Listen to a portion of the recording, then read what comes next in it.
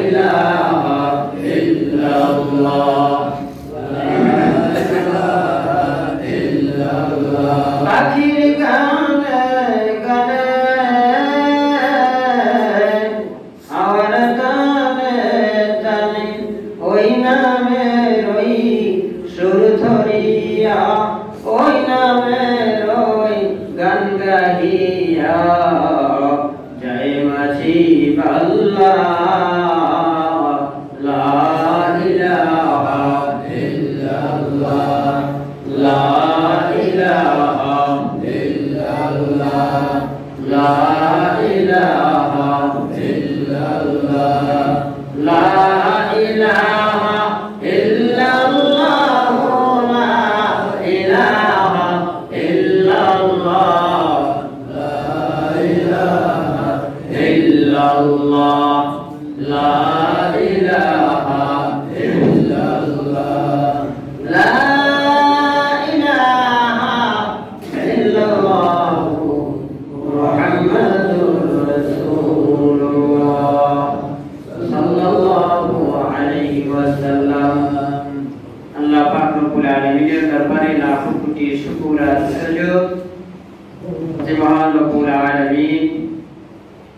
আপনাকে আমাকে আল্লাহ তাআলার পবিত্র ঘর মুহাব্বতের ঘর ভালোবাসার ঘর মসজিদে সবার আগে আসার বসা কোরআন ও হাদিসের আলোকে একটি কথা শোনার জন্য বসার তৌফিক দান করেছেন মহান রব্বুল আলামিনের দরবারে কালিমাতুশ শুকর আদায় করছি আলহামদুলিল্লাহ।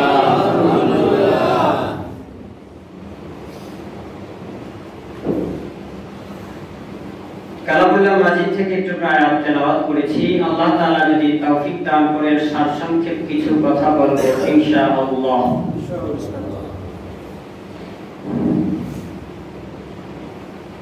আল্লাহ পাক রব্বুল আলামিন ফেরেশতা জিবরিল আমিন আলাইহিস সালাতু ওয়াস সালামকে সৃষ্টি করলেন।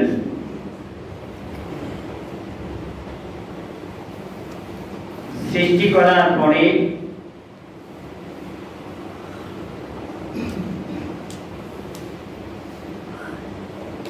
জিবরিল আমিন আলাইহিস সালাতু ওয়াস সালাম ফেরেশতা আল্লাহ তাআলাকে প্রশ্ন করতেছেন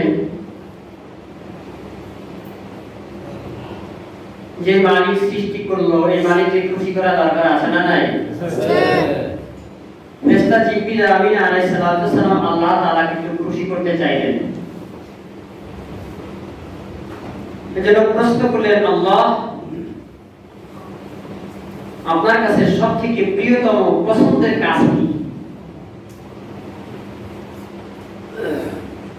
আল্লাহ তাআলা বললেন আমার কাছে সবথেকে পছন্দনীয় কাজ পছন্দনীয় আমল হলো সিজদা। সিজদাটাকে আমি সবথেকে বেশি পছন্দ করি। এই কথা বলতে দেরি হয়েছে জিবরিল আমিন আলাইহিস সালাম এমন এক সিজদা মারছে এক সিজদায় ৩০,০০০ বছর।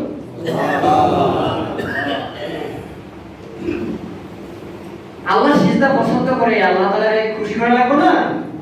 রাজি করা লাগবে না?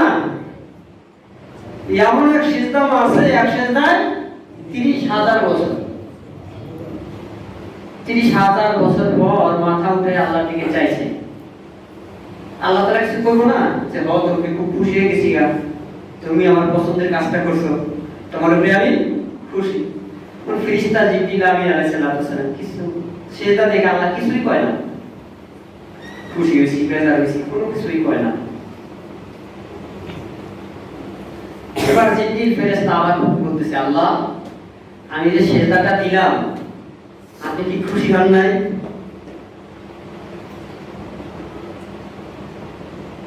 আল্লাহ তাআলা চুপ করে আছেন। আল্লাহ তাআলা এবার বলছেন ও ফেরেশতা জিবরিল শোনো। জিবরিল শোনো আমি দুনিয়ার মধ্যে মানুষ বানাবো, মানুষের মধ্যে লক্ষাধিক নবী ও পয়গম্বর পাঠাইব। লক্ষাধিক নবী ও পয়গম্বরের মধ্যে হতে একজন নবী পাঠাইব, যিনি আমার বন্ধু, যিনি আমার দোস্ত, যিনি আমার হাবিব, যিনি আমার সবথেকে প্রিয়।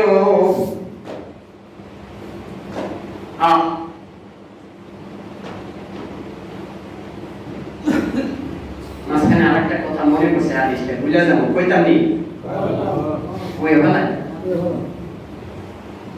ফেরেশতা জিবরিল আমিন আলাইহিস সালাম আল্লাহর হাবিবকে, মনে রাখেন এই পয়েন্টটা, আল্লাহর হাবিবকে জিজ্ঞেস করতেছে একদিন, হুজুর আপনার বয়স কত? কারে জিজ্ঞাসা? আমার নবীরে জিজ্ঞাসা, হুজুর আপনার বয়স কত?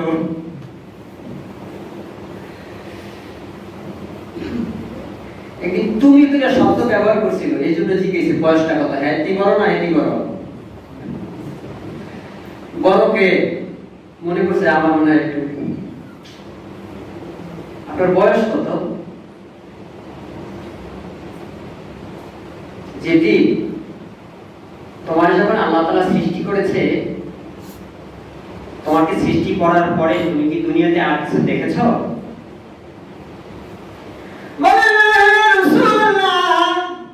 আমাকে সৃষ্টির পরে দুনিয়ার মধ্যে আর কিছু দেখি নাই, তবে একটা জিনিস আমি দেখেছি, যেটা দেখেছিলাম ওইটা এখন আর ওই জায়গায় দেখতে পাচ্ছি না। কি দেখেছিলা জিবরাইল? বলো আমাকে।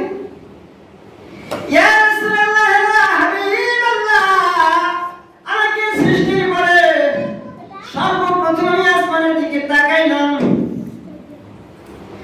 আসমানের দিকে তাকায় দেখলাম এমন সুন্দর একটা নক্ষত্র, যেটা থেকে আলো ঝলমল ঝলমল ঝলমল ঝলমল করতেছে। আমার মনে হইতেছিল ওই নক্ষত্রটা থেকে পুরো পৃথিবীতে যত নক্ষত্র আছে সব নক্ষত্রগুলো আলো নিচ্ছে। জি ভাই, ওই নক্ষত্রটা তুমি এখন দেখো? ইয়া রাসূলুল্লাহ, ইয়া হাবিবাল্লাহ, আমি নক্ষত্রটা বহু বছর পর্যন্ত দেখেছি, কিন্তু আপনার যেদিন জন্ম হয়েছে ওই দিনের পর থেকে আমি ওই নক্ষত্রটা আসমান সব জায়গায় ঘুরে ঘুরে দেখলাম, কলম কোথায় যাই লুকাইছে। আমি খুঁজা দেখলাম, কোথাও আমি আর ওই নক্ষত্রটা দেখতে পাইলাম না। সুবহানাল্লাহ কইতেছেন? ওই নক্ষত্রটা খুঁজি আর পাই না। এটা ছাড়া আর দুনিয়াতে কিছুই ছিল না, আর এটাই ছিল। এরপর আল্লাহ তাআলা আস্তে আস্তে সব বানাইছে।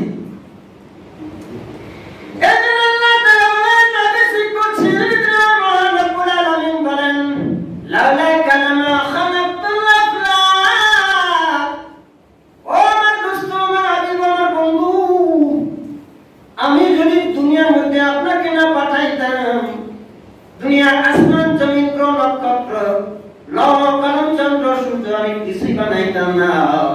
যাহা কিছু বানাইছি সব আপনার নূরের দ্বারা তৈরি করেছি। সব আপনার উসিলায় সৃষ্টি, সমস্ত সৃষ্টি আপনার উসিলায়, না বানাইলে কিচ্ছু বানাইতাম না। বড়কে এখন জিবরিল না আল্লাহর হাবিব? আল্লাহর হাবিব বড়। বলতেছিলাম জিবরিল ফেরেশতা সিজদা দিয়েছে কত বছর? 30,000 বছর। আল্লাহ খুশি না? আল্লাহ বলেন জিবরিল 30,000 বছর পর্যন্ত সিজদা দিয়ে মনে মনে ভাবতেছো অনেক দেখি কামে ফলাইছো, তুমি অনেক বড় কিছু হয়ে গেছো। জিবরিল শোনো শোনো, দুনিয়ার মধ্যে এমন একজন নবী পাঠাইতেছি, এমন একজন নবী পাঠাইবো, সেই নবীর উম্মত দৈনিক 17 বার, কয়বার? 17 রাকাত নামাজ পড়বে। 17 17 34, কয়টা সেজদা দিবি? 17 17 কত হয়? 34টা সেজদা দিবে।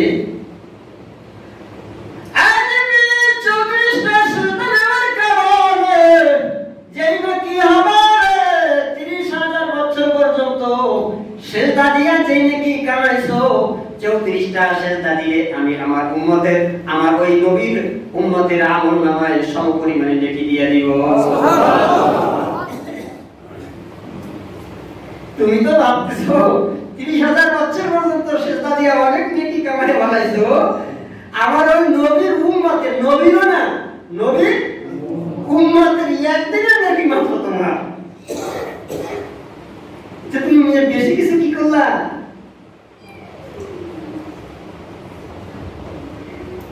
শুধু কি তাই না, শুধু তাই না, তাই না, তাই না, এটা তো নবীর জন্মের আগের কথা। নবী আসে নাই তখনকার কথা। নবী আসার পরে যে মহৎ দৌলত রাইখে গেছে আস্তে আস্তে আসতেছে। এই নবীর উম্মতের দাম কত যদি খালি বুঝতো, মনে হয় যতদিন হায়াত পাইতো শুধু সেজদায় পড়ে থাকতো। এর দাম কত, আমাদের দাম কত? হাতি দেখছেন আপনারা? হাতি দেখছেন? হাতির যে দাম কত, তার শক্তি কত, কিন্তু হাতি বুঝতে পারে না, কারণ তার চোখ ছোট। যেই পরিমাণে শরীর ওই পরিমাণে ওই আন্দাজে যদি চোখ দুইটা দিত আর পুরো শরীরটা দেখতে পারতো, দুনিয়াতে একটা মানুষও রাখতো না, সব পায়ের তলায় বিছানায় বানাইতো। হাতি বুঝতে পারে না সে কত বড়। আমরা দেখি হাতি কত বড়, কিন্তু হাতি বুঝতে পারে না সে কত বড়। আমরা হচ্ছি সেই হাতির চোখের মতো। আমরা আসলে বুঝতে পারি না আমরা কোন নবীর উম্মত, আমাদের দাম কত, আমার নবীর দাম কত, আমাদের দাম কত। অন্যান্য নবীর পর্যন্ত আরজ করছেন আল্লাহ, যে নবীর উম্মত ফেরেশতা জিবরিলের থেকে বেশি নাকি একদিনে কামায়, নবী না বানাইয়া যদি ওই নবীর উম্মত বানাইতা আমাদের জন্য কতই না ভালো হইতো। আল্লাহ গো, তুমি যদি নবী না বানাইয়া আমাদের ওই নবীর উম্মত বানাইয়া দিতা।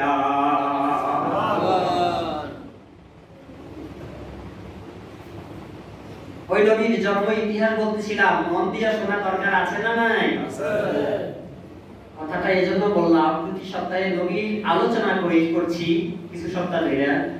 আমরা অমনোযোগী, মনে হয় যেন যে আলোচনা অনেক শুনে ফেলাইছি, মন নাই ভিতরে আলোচনার ভিতরে।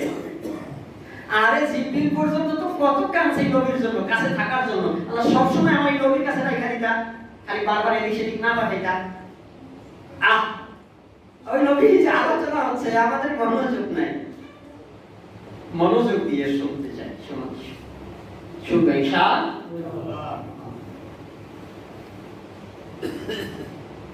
বলতেছিলাম নবীজির জন্মের কিছু পূর্বে অলৌকিক ঘটনা বলতেছিলাম, কি কি ঘটাইছে আল্লাহ তাআলা। নবী এখনো দুনিয়াতে আসেনি। পারস্যের একটা অগ্নিকুণ্ড জ্বলতেছিল।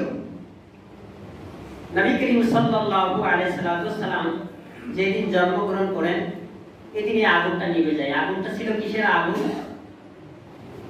পারস্যের খ্রিস্টান সম্প্রদায় এরা আগুনের পূজা করত। এমনিতেই জ্বলতে 1000 বছর পর্যন্ত জ্বলতেছিল। 1000 বছর নিভে না। তারা মনে করতেছিল এটা যেহেতু নিভতেছে না, এটাই মনে হয় খোদা, এটাই মনে হয় খোদা মনে করে। এখনো আগুন পূজা আছে না নাই? এখনো আগুন পূজা আছে। তো এটারে তারা পূজা করতেছিল।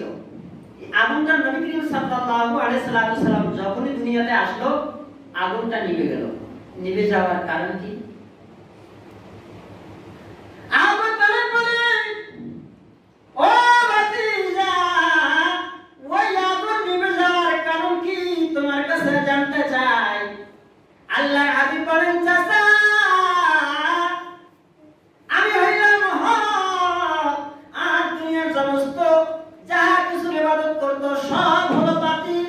আল্লাহ তাআলা এটা প্রমাণ করায় দিলেন, হক যখন আসছে বাতিল আর চলবে না, বাতিল আর চলবে না।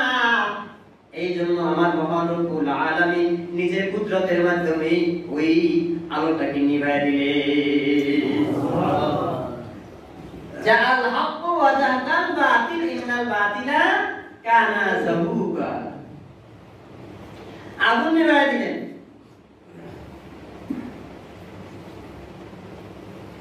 আর কি ঘটলো? পারস্যে একটা দেয়াল ছিল, বাদশা খসরু পারভেজ, খ্রিস্টান বাদশা খসরু পারভেজ, একটা দেয়াল ছিল দুর্গে। নবী করিম সাল্লাল্লাহু আলাইহি ওয়াসাল্লাম দুনিয়াতে আসার সাথে সাথে বাদশা খসরু পারভেজের দেয়ালটা সঙ্গে সঙ্গে ধসে পড়ে যায়।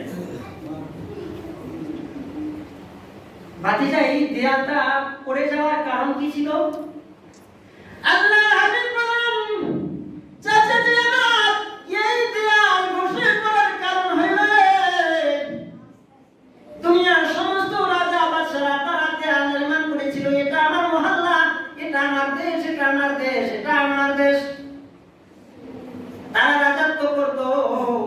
আল্লাহ তাআলা বুঝাই দিলেন, না না ও বাদশা খসরু পারভেজ, তোমার রাজত্ব চলবে না, রাজত্ব তোমার চলবে না, বাদশাহী তোমার চলবে না। আমি আমার বন্ধুরে পাঠাইছি, সারা দুনিয়ায় যা রাজত্ব সব চলবে সে হলো আমার বন্ধু মুহাম্মদ।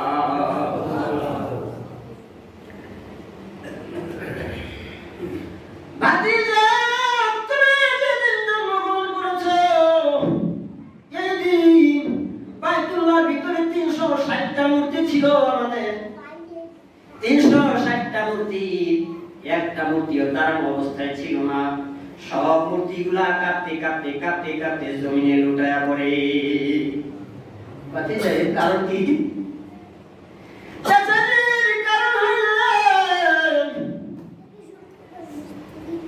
এর কারণ হইল এই, আল্লাহ তাআলা বুঝাইলেন, ও দুনিয়ার রাজা বাদশারা, তোমরা যেই মূর্তির পূজা করো, ও দুনিয়ার মানুষরা, তোমরা যেই মূর্তির পূজা করো, স্বয়ং ওই মূর্তিগুলো কোনো খোদা নয়।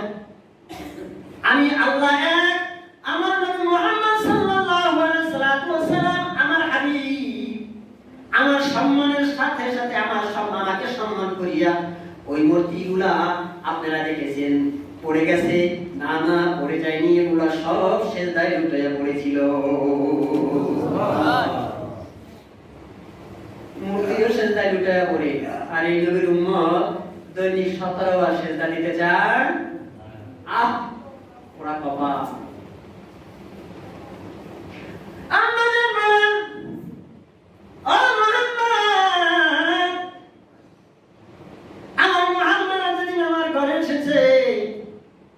অন্ধকার অন্ধকার ছিল, অন্ধকার অন্ধকার ছিল, পুরোপুরি ফর্সা ছিল না। আমার মুহাম্মদ যখনই ঘরে ভূমিষ্ঠ হলো, তখন সঙ্গে সঙ্গে দেখলাম আমার ঘরটা আলোকিত হয়ে গেল।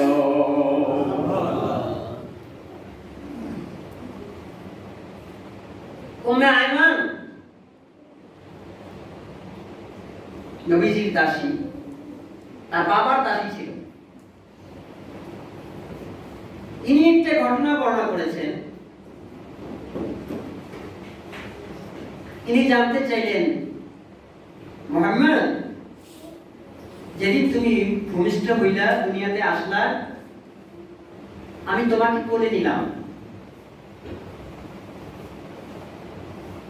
তোমার চাচা দরজায় ছিল, তার কাছে দিব?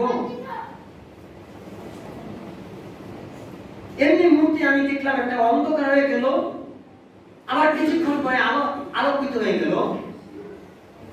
আমি দেখলাম এর ভিতরে তুমি আমার হাত ধরে নেই। এটার কারণ কি আমাকে একটু বলবে? তুমি আমার কোলে নাই, আমি ভয় পেয়ে গেলাম। আমি আমার কাছে কি জবাব দিব? তোমার চাচার কোলেই বা কাকে দিব? তোমার চাচা অপেক্ষা করতেছিল, আমাকে বারবার ডাকতেছিল, উম্মে আয়মান, কই আমার ভাতিজা, আমার কোলে দাও।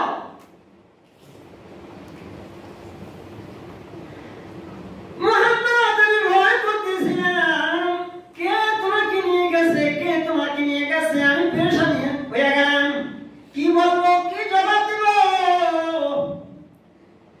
হঠাৎ দেখি আবার একটা আলোকিত হয়ে গেল, পুরো দুনিয়াটা আলোকিত হয়ে গেল। তুমি আমার কোলের মধ্যে কি ঘটেছিল আজকে আমাকে খুলে বলো। আল্লাহর হাবিব বলেন, আমার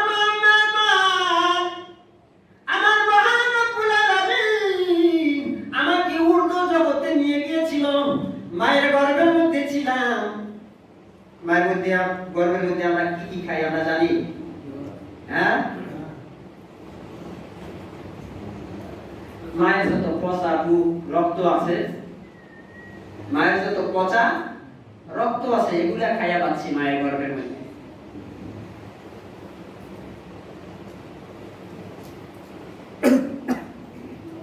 আর বাঙায় বলতে হবে, আরো বাঙায় বলতে হবে নাই বললাম, এটা তো হাদিস, আসলে বলতে কোনো সমস্যা নাই।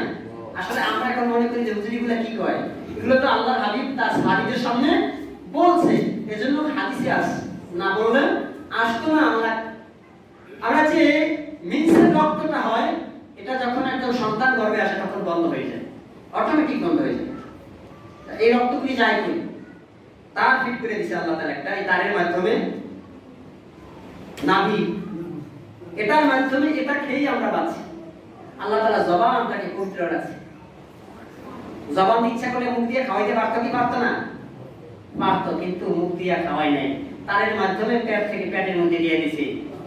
আল্লাহ তাআলা এটাই বুঝাইছেন এই উম্মতকে, ও উম্মত তোদের কি হয় বান্দা, তোদের কি এই জন্য খাওয়াই নাই জবানটাকে পবিত্র রাখছি, বসা খাওয়ার জন্য তোদেরকে দুনিয়াতে পাঠাই নাই, জবানটাকে পবিত্র রাখছি, পবিত্র জবান দিয়ে আমি আল্লাহরে ডাকি।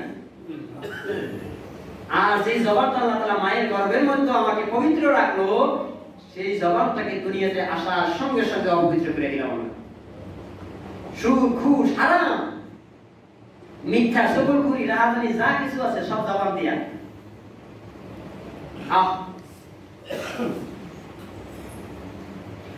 আমি মনে করেছিলাম আল্লাহ তাআলা ওই কিছু না কিছু আমার মুখের ভিতরে, আমার পেটের ভিতরে থাকতে পারে, নাপাক কিছু থাকতে পারে, আল্লাহ তাআলা তো পবিত্র রেখেছেন। এরপর আমার মহান রব্বুল আলামিন আমাকে ঊর্ধ্ব জগতে নিয়ে সিনা চাক করায় আবার তোমার কোলে ফিরাইয়া দিছে। নবীজি 3 বার সিনা চাক হয়েছিল, কয়বার?